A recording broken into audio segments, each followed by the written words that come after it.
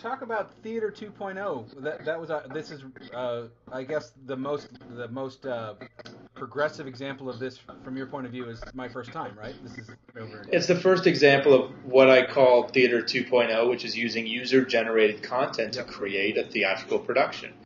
I wanted to do a show like the Vagina Monologues about another topic for sexual experiences that everyone has in common, but maybe doesn't talk about. I mean, when you think about it, it is one of the few things that almost every single person on this planet has in common, no matter what you do for a living, where you live, Right. how much money you make, the Upper East Side penthouse, or, in a village in, southern Africa. Sure, you're most likely going to have sex at some point.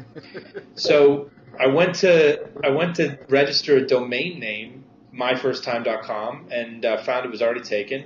And these two guys were doing exactly what I wanted to do. They were taking anonymous stories. They had over 40,000. I took all those stories and made them into a show. But it's all real. Every word that she's spoken in that show is real. So the stories come in from wherever, isn't that right? And then they get, for the uninitiated, Correct, all over walk the us world. through how it works. The show, the submissions section, Well, the submission to the site or the show the itself. whole flow of content from submissions to show. The site was put up 10 years ago, and since the launch, the website exploded overnight. And since the launch, stories have been dripping in every single day from all over the world. Actually, there's a huge percentage of shows that coming in from the Far East, Wow. Which I found very interesting. Malaysia especially, very interesting. And all that stuff was on the site. I then combed through 40,000 stories. It was a lot of late night reading, if you know what I mean. And Some of it's I combed through all the stories, pulled out the best stuff, chopped them up, but didn't change a word. right. And created this evening full with monologues, one-liners, etc.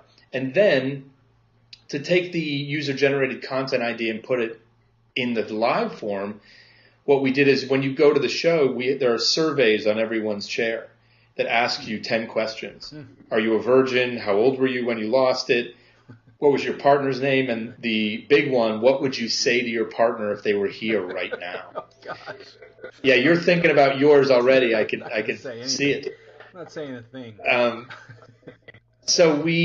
Then we take all those, we collect them, we calculate data, we calculate the average age of the loss of virginity in the audience, some of the comments, and we interpolate that into the show itself, anonymously, of course, Right. but it becomes a part of the show. So it's user-generated at the show. Even live at that moment. Yeah, that's terrific.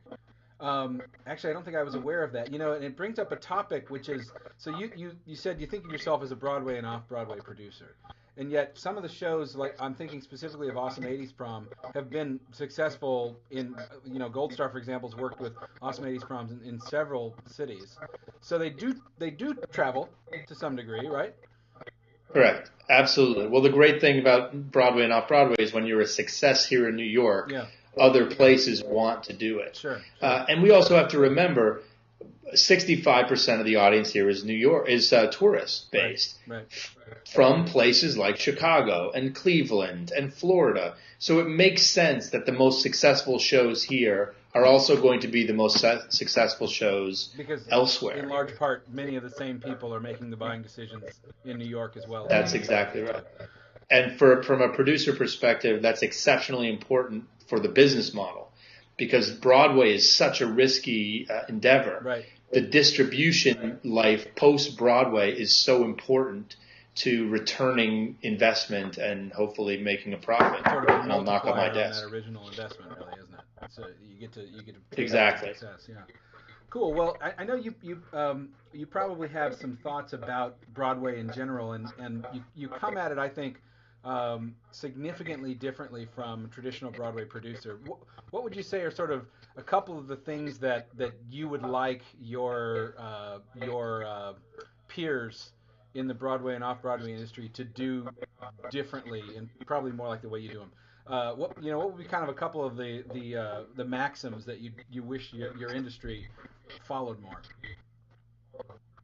The big thing that I have, and I don't, this economic crisis that we're in right now, the one bright spot of it is that every time we go through a situation like this, it forces everyone to get a lot smarter. That's true. Because we really have to think through our decisions now, because every dollar counts. From the family of four who, the earnings, like they don't have a job anymore. They have to think about what are they going to spend money on this week. General managers, producers have to do the same thing. Right.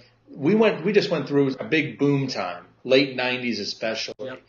And we're not in that time anymore. Right. And what I think is we're right for now is for everyone to what I want everyone to do is just ask the question, why are we doing it this way? Right. Could there be a simpler and more economical way? And because of the tremendous increase in available technology thanks to the web, the democratization of production has changed so much that we can do a lot of the stuff that we were paying a premium for much less now because it's available to us. I just had a logo designed by an artist in New Zealand, because I was able to access it through guru.com. Sure. These are things and it was great. These are things that we can start to take advantage of to lower the cost of Broadway shows. So you've heard Warren Buffett's quote about the economic downturn, or maybe just about economic downturns in general. He said an economic downturn is like the tide going out, and then suddenly you find out who's been swimming naked the whole time. So, I haven't heard that. Yeah. So that's kind of great. Saying, though, right? It's true. All of a sudden you're like, oh wow, that wasn't really as good as we thought. It's just that there was so much of a tide lifting it that it seemed better than it really was. So yeah, back during the election, both Obama and McCain were screaming about pork and fat and spending out of control and greed on Wall Street and all of that, and that trickled down. Yeah. I mean, there's a lot of fat on Broadway. There's a lot of stuff that doesn't need to be there.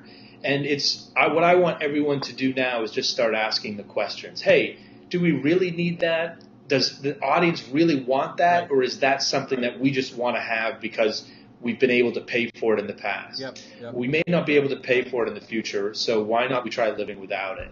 Absolutely. And you're seeing some success of that. You're seeing some shows that, Legally Blonde is a great example of, the Broadway show, unfortunately, I think closed a lot earlier than they would have liked it to. It was a very expensive show. Right. They slimmed it down for the tour, and the audiences are loving it on the road. I think everyone's even asking, like, did it need to be what it was on Broadway? You make some or assumptions was it a strong... You make some assumptions about how certain things add to the value, but they may not actually. There may be something else that drives the value. Right, exactly. And isn't it also the case that Broadway has seen a far higher proportion of plays in the last year because they're cheaper to produce? I don't know the numbers off the top of my head. It certainly seemed that way in the spring. That we were seeing a lot of plays in the limited run, star-driven revival. Sure.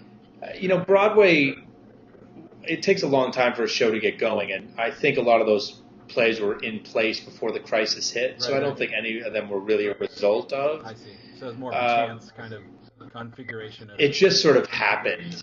Yeah. It just sort of happened that way. Cool.